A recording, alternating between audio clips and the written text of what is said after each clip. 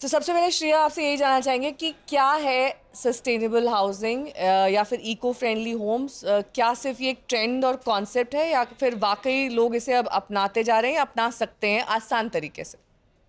Eco friendly home और sustainable home वो है जिसमें आपका कार्बन फुटप्रिंट बहुत कम हो, जिससे आप एनवायरनमेंट को हैम्पर या इम्पैक्ट ज़्यादा ना कर रहे हो। आप एनवायरनमेंट को इम्पैक्ट और हैम्पर वैसे करोगे जब आप नेचुरल बिल्डिंग मटेरियल्स इस्तेमाल करो, या आपका एसी का लोड, जब आप घर में रह रहे हो तो आपका एसी और हीटर का लोड कम पड़ रहा हो, या आप जब उस बिल्डिंग को डिमोलिश कर रहे हो तो उसमें वेस्ट सेग्रीगेशन ना करना पड़े, वो बिल्डिंग वापस से एनवायरनमेंट के पास चली जाए, उसको आप एक सस्टेनेबल और इको होम बुला सकते हो। पर इसके बहुत सारे डिफरेंट अप्रोचेस हैं, बट मेरे लिए सस्टेनेबल होम वो है जो एक्चुअली में नेचुरल मटेरियल से बना हो। It's called a zero energy building home, कि मैं वहीं से मड को उठा के बिल्डिंग बना रही हूँ, उसको रख रही हूँ, उसको यूज़ कर रही हूँ, जिसमें एसी का यूसेज कम हो गया, और जब मुझे वो घर नहीं चाहिए तो मैं उसको डिमोलिश करें and it goes back to the earth. तो what you bring from the earth it goes back to the मतलब अर्थ। एक लाइन में कहें तो zero carbon footprint. Zero carbon footprint. That is one word, three word definition. Yes, zero carbon footprint. क्या sustainable homes यानी कि green housing, eco friendly homes, जिसको हम अलग अलग टर्म्स भी देते हैं, क्या ये वाकई एक ट्रेंड है या फिर ये आजकल का एक अहम हाउस जिसे बाइंग डिसीजन कहते हैं वो बन चुका है?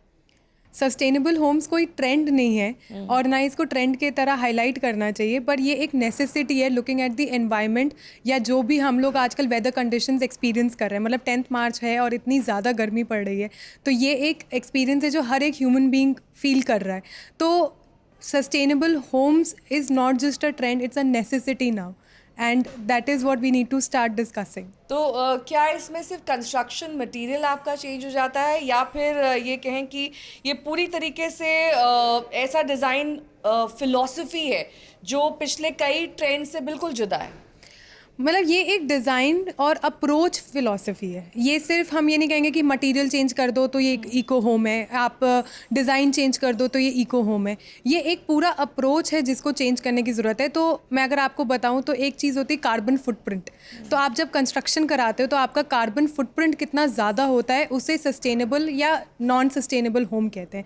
तो जो हमारा सीमेंट है या स्टील है, ये सारे जितने भी मटीरियल्स हैं, इसका जो कार्बन फुटप्रिंट है वो बहुत ज़्यादा होता है, जिसकी वजह से आपका एनवायरमेंटल इम्पैक्ट बढ़ता है घर का या किसी भी बिल्डिंग का। I am not just talking about house.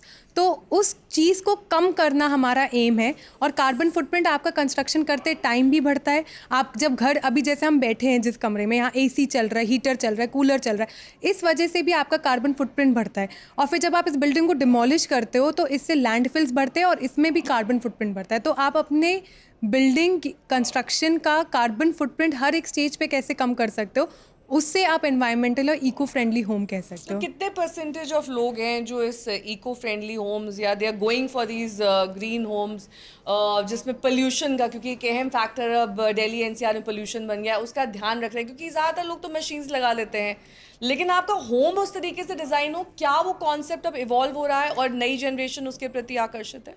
काफ़ी। मैं भी सरप्राइज़ थी जब मैंने अपनी प्रैक्टिस शुरू की थी, तो मुझे ऐसा लगा था कि बहुत कम लोग हैं, शायद सिर्फ हम आर्किटेक्ट्स जैसे लोग ही होते हैं जो इन सब चीज़ों को लेके पैशनेट होते हैं। बट मुझे काफ़ी लोग ऐसे मिलते हैं ऑल ओवर इंडिया जो इस टाइप के घर को यूज़ करना चाहते हैं, अपना एनवायरमेंटल इम्पैक्ट कम करना चाहते हैं। सबके रीजंस अलग अलग हो सकते हैं। किसी का इकोनॉमिकल रीज़न हो सकता है, किसी का एनवायरमेंटल रीज़न हो सकता है, किसी का नेबर शो ऑफ हो सकता है, या किसी को ट्रेंड फॉलो करना होगा।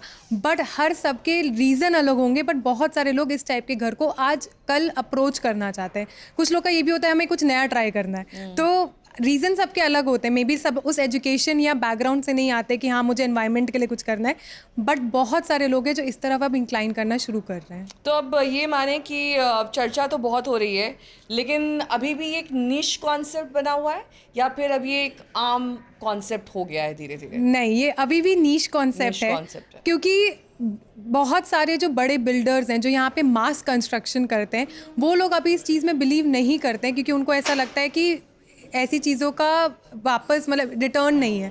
बट अगर वो लोग भी, ऐसे मास कंस्ट्रक्शन वाले लोग भी इस चीज़ की तरफ चलने लगे या अप्रोच करने लगे, तो I think this will become more of a mass production rather than a niche. तो बट ये मार्केटिंग कॉन्सेप्ट से आगे निकल गया है क्या? ये इसमें हम ग्रीन वॉशिंग में फ़र्क पहचान सकते हैं?